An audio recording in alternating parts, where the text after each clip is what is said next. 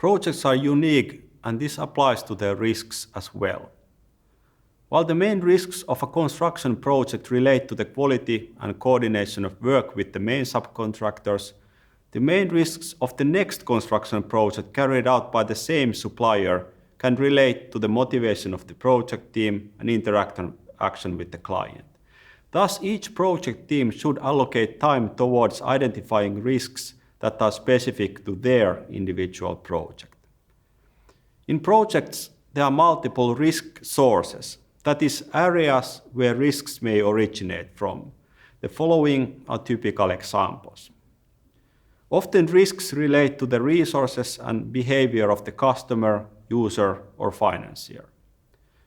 Suppliers and subcontractors involved in the project may perform differently than expected. The project may be utilizing novel and challenging technology or novel and untested working practices. Communication, both within the project team and with external stakeholders, may be problematic. Risks may relate to changes in the project plan or how changes are processed in the project.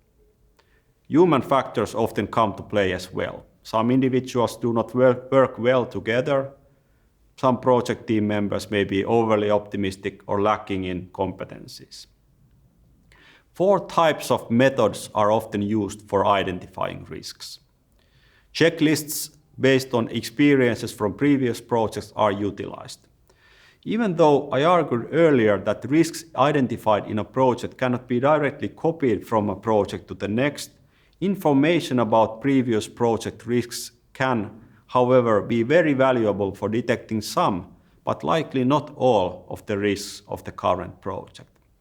When using risk checklists, it's important to consider how the current project is similar and how it differs from those earlier projects during which the checklist tool was made. The higher the similarity, the more likely that the checklist is a valuable tool. In case the current project is very different, it may be worthwhile to consider if the checklist should be used at all or whether risk identification should start from a clean slate. Creative ideation or so-called brainstorming sessions are valuable for identifying risks that are less obvious for the project team. The idea here is to leverage the complementary knowledge, experiences, and viewpoints of all individuals participating to the project. Carefully planned facilitation is important to ensure that powerful individuals will not dominate the session and block out risks that would be raised by others. Modeling, describing, and visualization techniques are used to classify multiple risks and identify potential connections between them.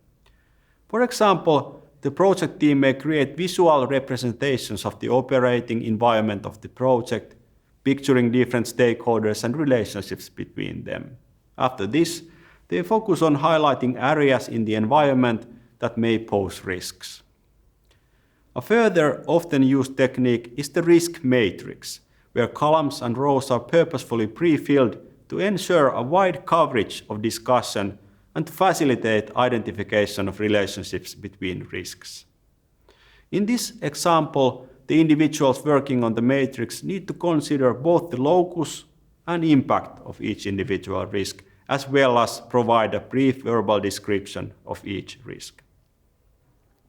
Finally, research, analysis, and studies are frequently used to cover risk areas that require several work weeks or even months to fully understand. For example, the environmental impacts of large infrastructure projects need to be carefully studied prior to their commissioning. Quite often, these kinds of studies are outsourced to specialized consultancies. The use of these 4 methods is not standardized, and in practice, they often overlap considerably. For example, group working sessions can be used for both brainstorming as well as filling in systematic templates such as the risk matrix. The main point is that to identify risks as thoroughly as possible, multiple methods should be used, and a wide participation of key individuals involved in the project should be encouraged. To facilitate the next phase, that is the evaluation of risks, it is important that all risks that are identified are also clearly described using complete sentences.